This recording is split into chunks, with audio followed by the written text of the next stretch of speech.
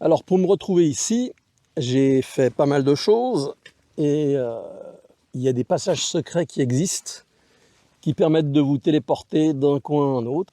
Et voilà, je me suis retrouvé ici. Alors on a pas mal de choses à discuter. J'ai pris une petite feuille parce qu'il y en a pour un moment. Alors tout d'abord, on est le 14 février, la Saint-Valentin, mais il y a 6 jours, nous quittait ce que j'appellerais un génie dans le domaine de la médecine, de la biochimie, etc., le professeur Luc Montagnier. Donc c'est un hommage en quelque sorte à cette éminente personnalité qui a été totalement méprisée par les médias et que personne n'a écouté. Donc voilà. Alors, comme vous le savez, on se fait striker souvent sur YouTube. Et puis maintenant, on va parler de la fin de la bestiole. Comme vous l'avez constaté, maintenant, c'est la fin, quoi. Il y a plus rien qui se passe. Ils essayent toujours de pousser à la consommation pour vider les stocks de ce qu'ils ont commandé. Mais les gens en ont ras-le-bol. Plus de mesures d'hygiène, plus de masques, enfin, on s'en fout. Les gens s'en foutent. Et là, ça amène un autre problème derrière.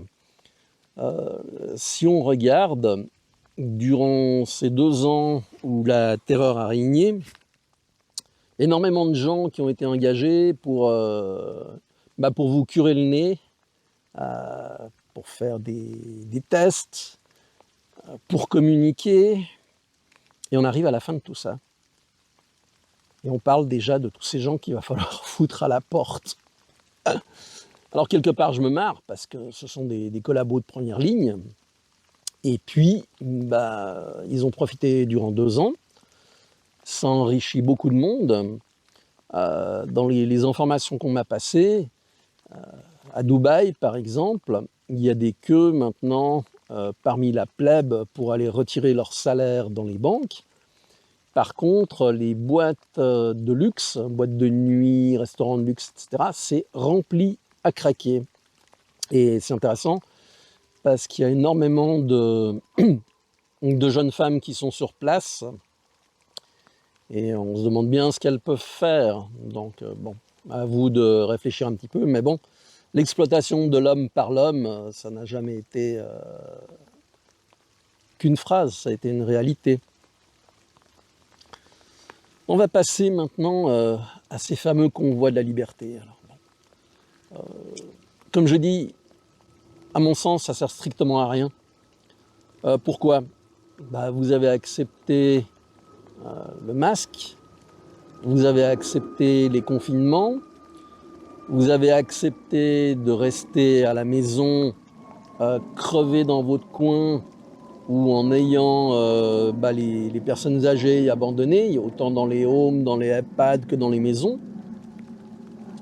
Mais personne n'a refusé dès le départ ce bout de carré à petits points noirs. Si, on a été quelques-uns. J'ai pas été vacciné. Bon, j'avais eu le corona, je l'ai eu à plusieurs reprises. Mais c'était un choix personnel. Vous avez accepté le QR code pour pouvoir retrouver un semblant de liberté. Non, vous n'avez pas eu un semblant de liberté. Ça n'a fait que durcir les conditions, de pousser plus loin. Et puis, maintenant, on fait ces convois de la liberté. Alors, je vais déjà séparer le Canada, donc les États-Unis, avec l'Europe. Les choses sont différentes. En Europe, le mécontentement est bien présent. Il faut canaliser tout ça. Il ne faut pas oublier que dès le départ, ça a été de l'opportunisme de la part de certaines sociétés, de la part de certains gouvernements. Faire des tests psychologiques type 1000 grammes, mais à l'échelle d'une planète, c'est absolument génial.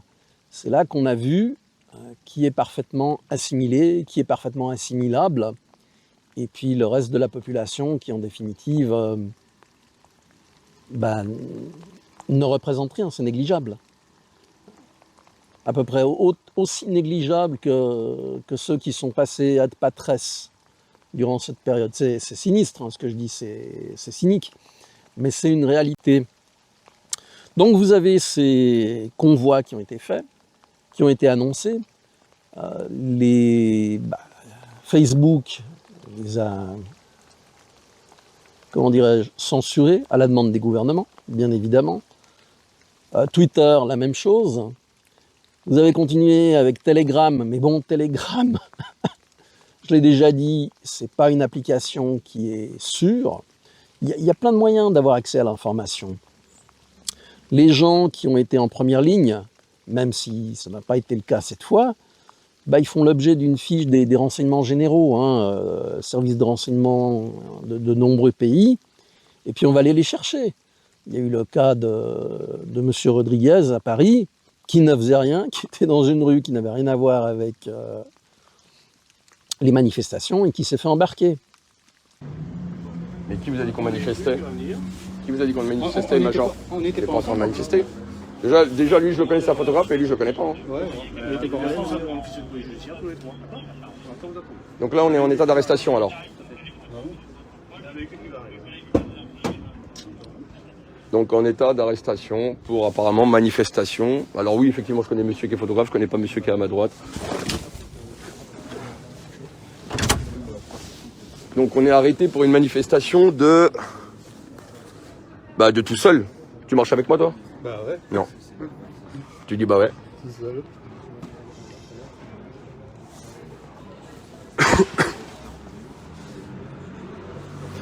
Voilà. Donc on attend notre véhicule qui va nous emmener au poste. Une fois de plus, on est totalement dans l'arbitraire. On a pu constater aussi que les forces de l'ordre sont toujours aussi soumises. C'est normal, ça fait partie du processus de sélection pour entrer dans la police. Il faut être soumis à l'autorité. C'est des gens qui ne vont pas réfléchir, c'est des gens qui vont agir. Et ceux qui réfléchissent, soit ils quittent la police, soit ils se trouvent pris entre le marteau et l'enclume, et à un moment donné, ils se suicident. Il y a eu de nombreux suicides chez les policiers dont on ne parle pas. Alors vous avez fait les convois, c'est joli, ça fait du bruit, etc. Vous avez dépensé de l'essence, vous avez fait faire des heures sup aux forces de l'ordre, mais ça n'a rien changé. Ça fait des années que les polices type maintien de l'ordre sont formées à la guérilla urbaine, sont formées à contenir ce genre de choses, à filtrer. C'est nul. C'est nul, vous avez perdu du temps. Vos espoirs, ils vont rien changer, puisque de toute façon, d'ici une quinzaine de jours, 3 semaines, les gouvernements vont abandonner tout ça. Simplement, ils ne peuvent pas perdre la face. C'est impossible que les gouvernements et les gens qui sont à leur tête à l'heure actuelle, qui sont des sociopathes, des pervers narcissiques, des psychopathes, cèdent. Ils vont pas céder, ils en ont rien à foutre du peuple. C'est normal, hein. Mais on leur a donné toutes les raisons pour qu'ils agissent comme ça. On les a mis nous-mêmes en place. Pas tous, mais une bonne partie. Donc c'est bien. Si on veut vraiment bloquer un système tel qu'il existe à l'heure actuelle, c'est pas difficile. En anglais, on dit toujours « follow the money ». Oui, l'État a besoin d'argent pour fonctionner. Grève des impôts, arrêtez de prendre de l'essence, vous allez à pied. Arrêtez de consommer, arrêtez de payer les factures, arrêtez de payer les impôts. Vous allez voir en combien de temps le gouvernement y tombe.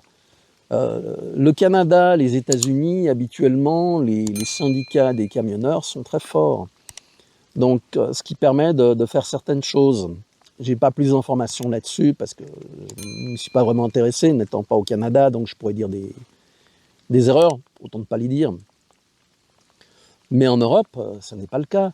Donc ceux qui sont montés au charbon, ils ont été au casse-pipe, et pour rien. C'était au départ qu'il fallait agir, pas maintenant.